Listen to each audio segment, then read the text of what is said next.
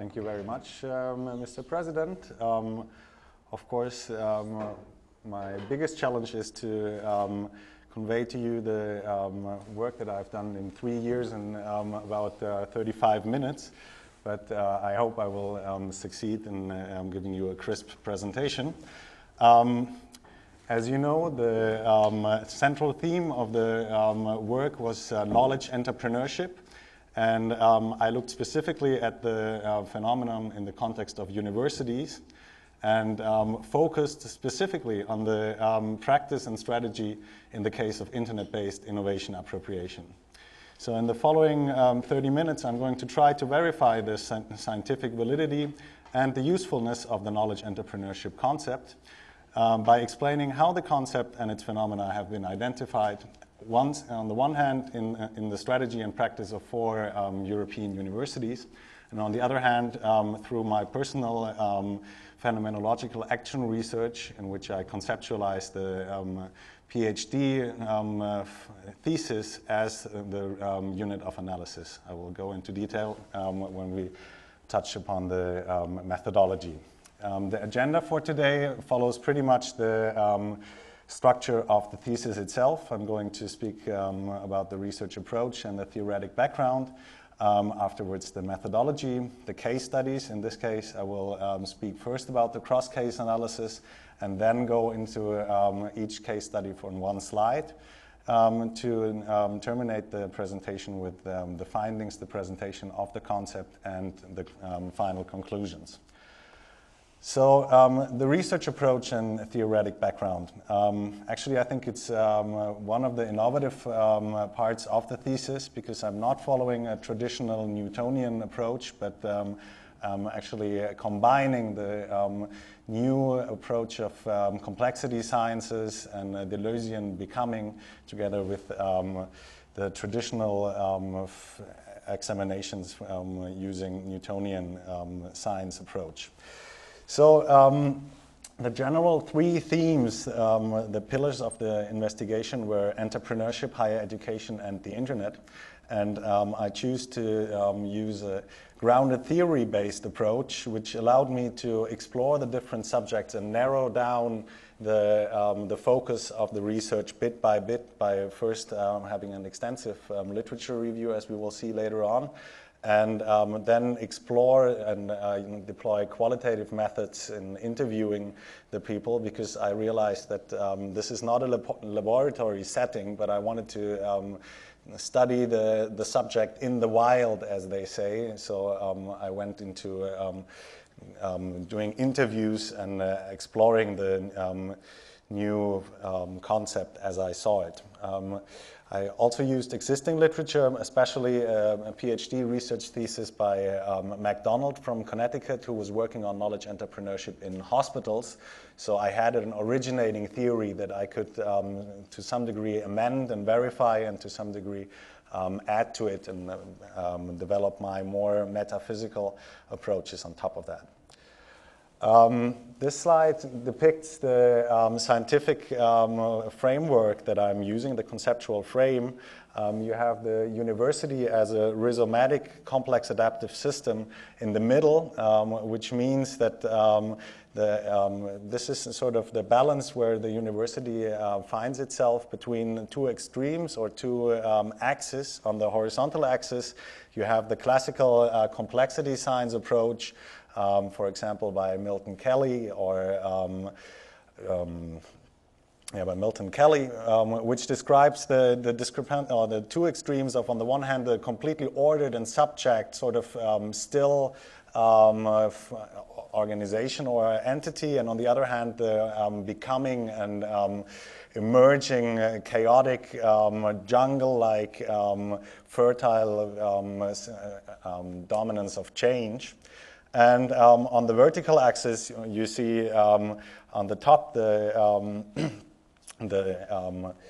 objective of the university to transmit skills, as for example is we see at the UPC, a very good exemplary, that they are aiming at transmitting technical skills, while, for example, in philosophy, it's more about the self-development and a self-understanding in the form of episteme. So between these two extremes, usually the content of the transferred missions of the university can be found.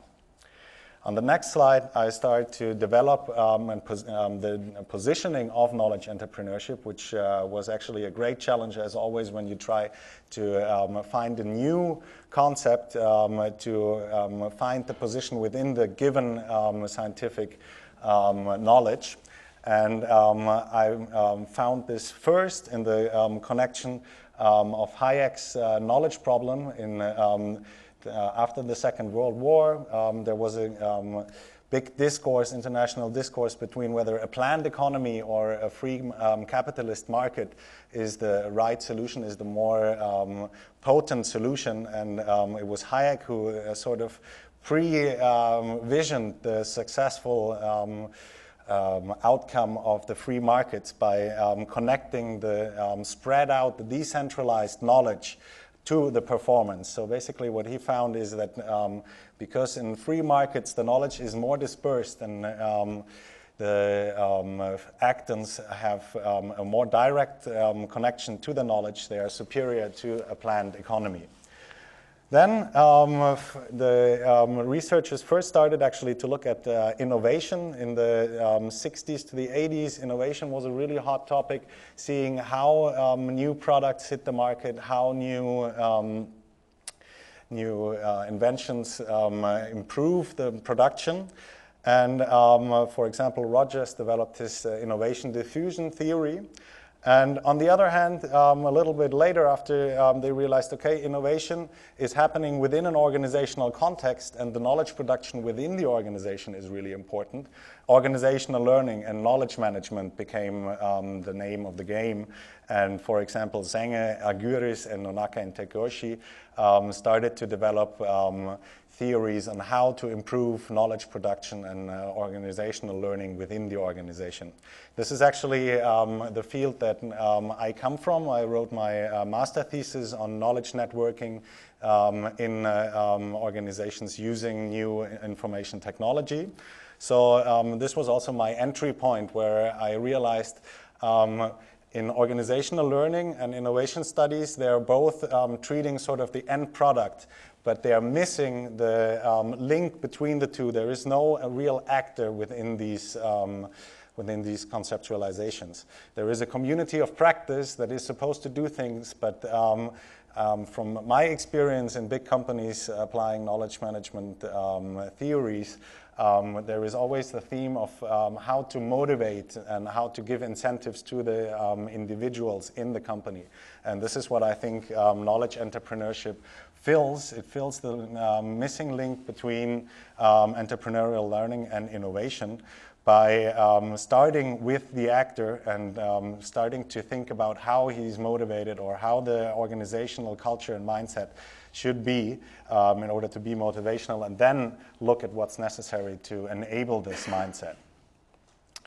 So the definition that I developed in the research is knowledge entrepreneurship describes the ability to recognize or create an opportunity and take action aimed at realizing the innovative knowledge practice or product.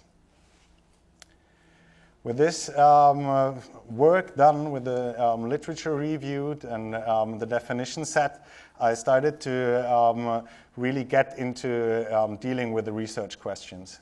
And here I'd like to show that actually I was not only dealing with one level of conceptualization of the question, but I dealt with three different levels, following Plato's divided line analogy.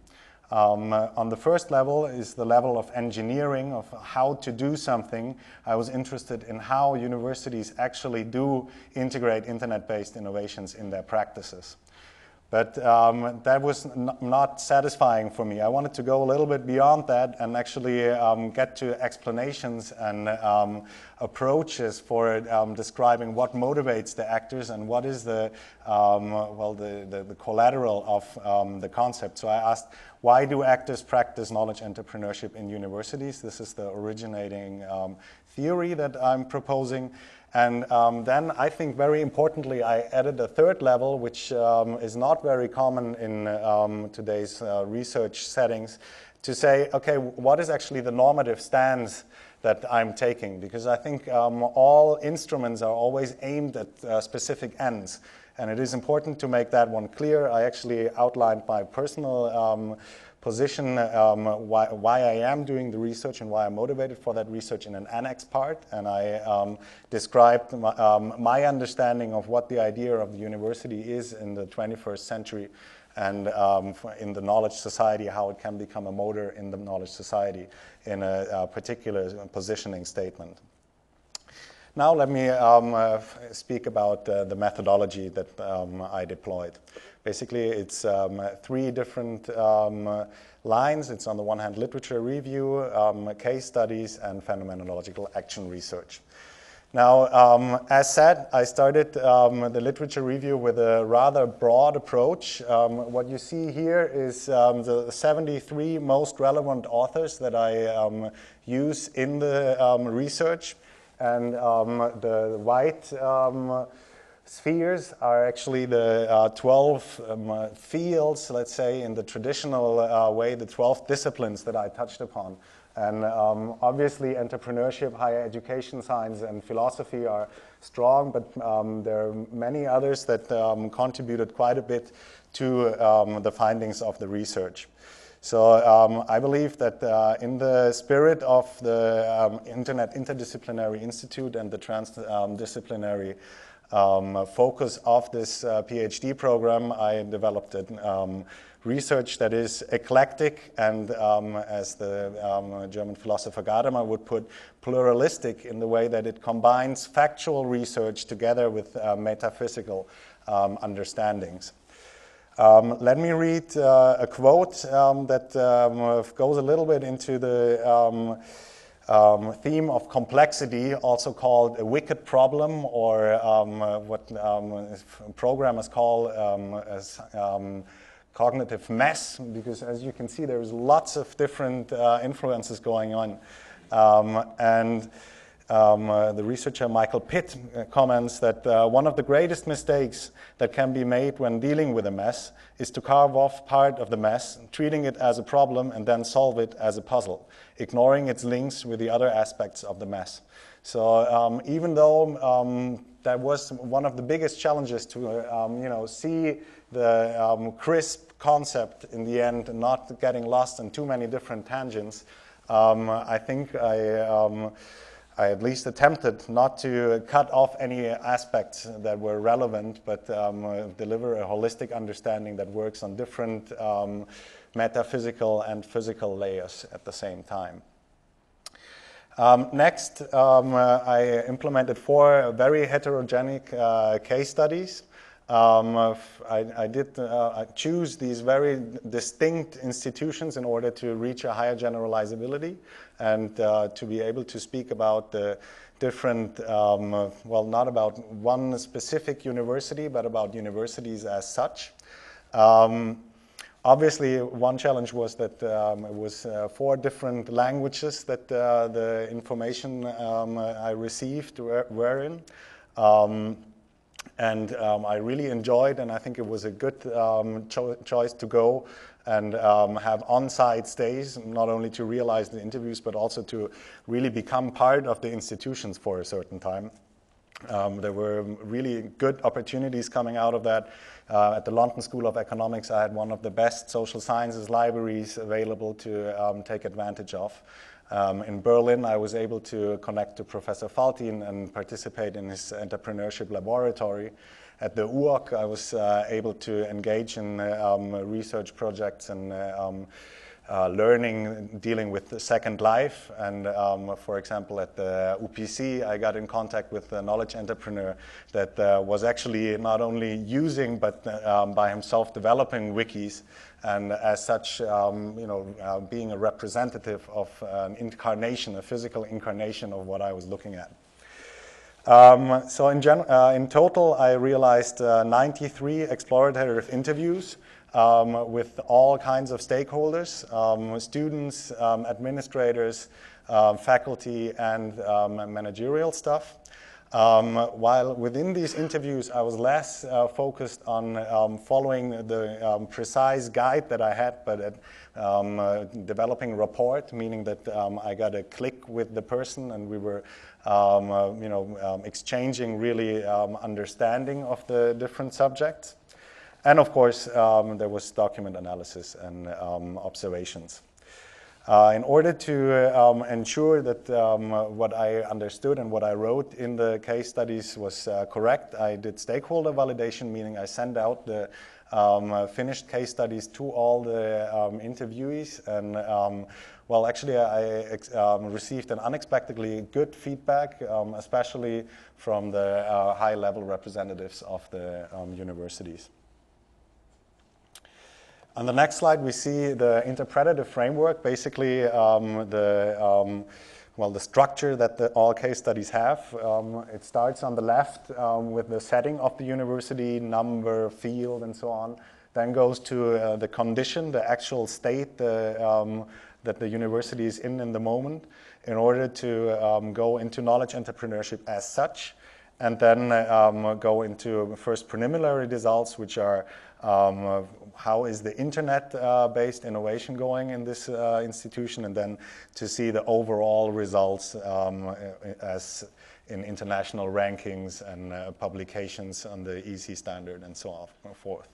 In the middle, there's rival explanations, because I think it's important to recognize that all institutions always operate within a certain national and regional context, and that should be taken into consideration as well. This is based on YIN, who I think is one of the standards for case study research. Now, I think one of the interesting parts is that I conceptualized the thesis itself as a unit of analysis and engaged in participatory action research, meaning that while investigating and following my trail, implementing the project, I was constantly watching myself in how I reflect upon the subject and how I do conceive the different steps along the way. And I was, it's phenomenological, because I did not, reflect upon my whole life and all my decisions, but eclectically, specifically about the steps considering knowledge entrepreneurship. And there again, the validation happened through expert feedback. I sent out the thesis to about 40 researchers around the world that I use in my research, and asked them, does that make sense? And whenever possible, I engaged in a deliberation. Also in a private philosophy circle that I have with friends. We had a Defensa de Amigos where I presented this as one example. Now, let me quote here the pragmatist philosopher Rescher, who says, there can be no better or more natural way of justifying a method than by establishing that it works, with respect to the specific appointed tasks that are in view for it. So what I'm arguing is the fact that I did manage to produce the PhD research within a relative swift project is a validation that the method and that my observations that I get out of it sort of work. Now, let's look into what I found in the case studies. Contrary to the document itself, I'm going to start with the cross-case analysis, just in order to verify that it was not the aim to compare the different universities, because they are very different, but that it was to find the common theme of knowledge entrepreneurship and that practice within the university. So at that slide, what we can see is that they've started at a very different point. They have a very different amount of students. There's a very different amount of international students. Interestingly, the LSE, which is the elite university, has statistically more students per class than the UPC. This is due to the speciality that in Spain, assistant professors and lecturers count within the professor count. We see a huge difference in budget, obviously, while as expected, the LSE has 17,000 per student, and the UOC is very much more cost efficient with around 1,100 per student. Also, obviously, the LSE spends much less money. Everybody spends much less money than the UOC does on ICT. I think the main objective in the cross-case analysis was to see the difference between the universities and how they are different. So let's go into the specifics of the universities. Start with the LSE. I'm not going to read and explain all the individual points on the slide, but rather give a narrative of the general impression that I have, of the observations that I made. For the LSE, I choose the title A Global Player in a British Climate because the LSE is most definitely a highly cosmopolitan institution. They do policy research on subjects around the world. And they are in a British climate. That means that the climate changes a lot. It's actually a rather fertile climate lately for a higher education institution. And I think the way that they are spurring entrepreneurship within the individual institutions is rather good. But it's changing. It's always changing. So over the years, the school developed a very good way of dealing with that change. So they're rather agile in it. When it comes to innovation integration, they have the luxury to say they decide to change. And in general, because they are mostly social science oriented, they also have the possibility to say we're moving forward without pushing. So they consider themselves as early adopters, not as innovators, and I think that's reasonable as they have a social science focus. Next is the FU, Berlin, the Freie University in Berlin. A rather different and rather more complex case, as it has a very turbulent history and grew immensely to a 60,000 student universities in the early 90s, and then had to deal with a 50% cut of state support, which basically means that they have half the amount of professors, half the amount of students, and obviously that's a highly a great administrative challenge, and they have been operating in a sort of state of emergency that one of the stranger tractors I called crisis through catharsis, meaning that when you are in a crisis, you actually have also the chance for a new beginning, for a new start. And they did manage to win the Excellence Initiative that selected 8 German universities to become lighthouses of science, to become elite universities. And within that concept, they have developed a new vision and are now, I think, on their way to really growing and becoming an entrepreneurial place. There I found an interesting way of innovation integration.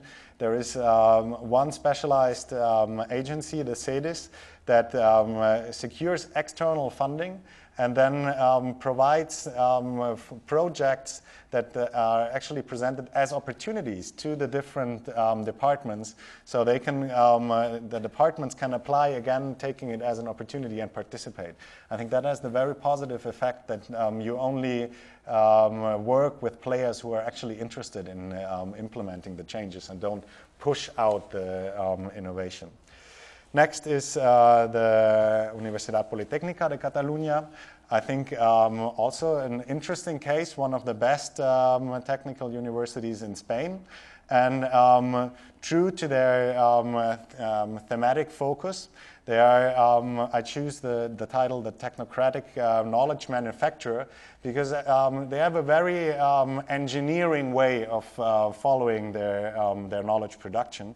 They're mostly focused on vocational training and have a highly cascading and inclusive strategy process in place, which works with a lot, actually, by the European Union, criticized as too much indicators, an indicator culture that leads to the process that sometimes participants, actors have the feeling that they're working more for the indicators themselves than for the actual content that is at stake. Regarding the innovation integration, it's pretty much based on the strategy, always connected to the strategy, but also an interesting multi-stakeholder mesh, because on the one hand you have UPC-Net, a spin-off privatized entity that takes care of hardware specifically. Then you have the software development faculty, which is integrated into a lot of the innovation integration in a, I think, exemplary way. And you also have a strong library service which assumes the leadership in themes like open access publishing and these kind of intellectual property rights. Next is the UOC, obviously one of the most interesting and challenging cases to investigate your own university.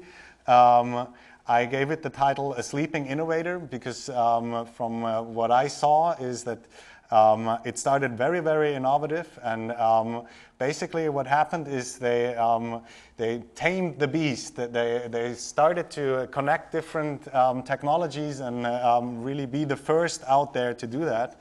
And once they managed to have a stable environment, it became more and more complex as it grew. And at one point they sort of said, okay, let's better don't touch it, otherwise it's gonna get loose again. So, well, this is the case, obviously, mainly until 2006 when we had the change in the rectorship and the leadership team, and we are all looking forward to an epochal upheaval that is slowly but surely being visible in this institution. Regarding innovation integration in particular, in the interviews that I held, the common line was that there is more an integration rather than an innovation taking place, and still following the lean management focus of the old leadership. We have a rather small IT capacity in-house, and on the one hand, subcontract the development, the actual programming out to people outside, and also the strategy consulting happens through one of the 5 biggest strategy consultant firms worldwide. So with that, I would like to start to talk about the findings and the original concept that was developed. And one of the fundamental conceptualizations or decisions that I made was to take the recommendation of Nobel laureate Herbert Simon, who suggested to draw the line between the outer and inner environment, not at the firm's boundary, but at the skin of the entrepreneur, so that the factory is part of the external technology. The brain, perhaps assisted by computer, is the internal. So it's a classic body-mind dichotomy that I think I used as an exemplary frame, basically saying that the mindset here visualized in the brain and the small dots that represent the individual workers of the organization, of the institution, and on the other hand, the Gestell represented here by the skeleton. So by Gestell, I'm using a term developed by Heidegger. It means skeleton, frame, or infrastructure in German. Giddens would have said it's the structure, meaning everything except the agent itself. So it's the physical, technological, institutional infrastructure necessary to fulfill the university's 3 missions. And on the other hand, the mindset is the organizational persona. It's what the aspired collective identity, And to explain that, maybe a little example, Erickson, who coined the term, was researching how in America they tried to get the Native Americans to leave their traditional lifestyle and start to think about constant work, a salary, living in a house, and so on. And for them, it was just a completely different concept. And maybe in analogy to that, it's highly different to think of an academic, of a scientists, and then give them a managerial lifestyle. So this type of mindset of life plan is what I was thinking about in this context. So let's look at the results regarding the two different aspects. On the one hand, the question, what enables the entrepreneurial Gestell? I found four aspects. On the one hand, governance structure, exemplary, for example, at the LSE, which has a defined structure of committees and roles and positions, so that actually it's not that important whether you have scientists like Mr. Giddens leading the institution, or you have a manager like Howard Davis, the current director of the LSE, lead the institution, because the body itself is so well defined that it works, each part has its influence, but it's not decisive that the head is the only way. Then informality, I think, is very important for all entrepreneurial ventures. We all know that the coffee breaks and the time after the conferences is when a lot of the emergence, a lot of the decisions to start a projects are happening. Transparency is actually an interesting one, which I couldn't find so much in the case studies.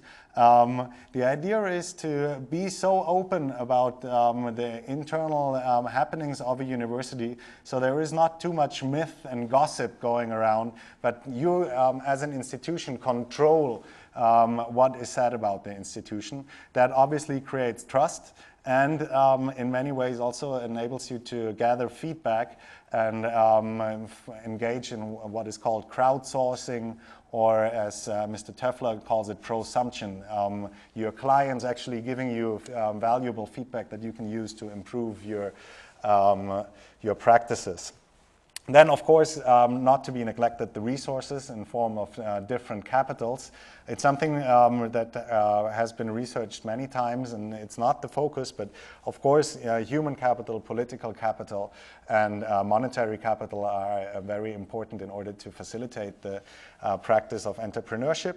And last but not least, the institutionalization of the practices that were found to be important for entrepreneurship, meaning new project support, environmental scanning, entrepreneuring that have been amended from the original work from Mr. MacDonald, should be institutionalized. For that, maybe one example from the UPC, which I consider a best practice or best of breed example. They have institutionalized the practice of innovation integration at the UPC net function, and you can see really nicely that it goes on the one hand, on a timeline. These are different steps taken time-wise, and it works as a Gestell because the actors can look at, okay, I want to start a new project, what do I have to do? And then they follow the different aspects, and it makes it transparent, and by that, I think, more just and feasible for people to start new projects. Very interesting conceptualization. Let's look at what the mindset components are. Here, I'm basing my findings on the phenomenological action research that I've been doing. And I'm working with 4 strange attractors and variables based on philosophical schools. On the one hand, I'm saying that, or I found that in order to have an internal locus of control, basically the philosophies of existentialism and enlightenment are important. These philosophies allow you, these modes of thinking allow you to realize that you are responsible for what you are doing. In the case of universities, this is something relatively recent, that they take up the responsibility to say, we are not following only the state advice, but we are identities, we are individual entities that take care and decide upon our own course in the development of the organization. Then once this is sort of realized, you start to ask, and the institution starts to ask, okay, so what is important for us? Where do we want to be? Where's our vision? What are our values? Here the schools of axiology and teleology can help to reflect upon the value priorities. And what happens is sort of entrepreneuring, envisioning where we want to be. A strategic process starts here. And once this is not finished, but once a first direction has been taken there, implementation starts. And for implementation, I think the American school of pragmatism, only to accept as truth what has been proven to be working, is really important in the entrepreneurial context, because entrepreneurs are not perfectionists. They don't wait until they figured out the final best solution, but they go in and then in a cybernetic circle start to always optimize and improve the practices that they're having. Last but not least, I think so far the entity has only dealt with the opportunities that it perceives itself, but now it has to be situated amongst the world, amongst the bigger context, and this is where ethics and sustainability comes in. Actually, I think I follow Heinz from Förster, who says that this should be an implicit value, meaning that it does not have to be made explicit in special statements. It's something that should be part of all enactments of an entity. On the next slide here, I envisioned this in the sense of the complexity paradigm, meaning that these are not a 1, 2, 3, 4 sequential way of perceiving things, but they are all present at the same time, and then the influence in relation to the persona for the aspired state of being of the institution changes. Now, let me come to the conclusions.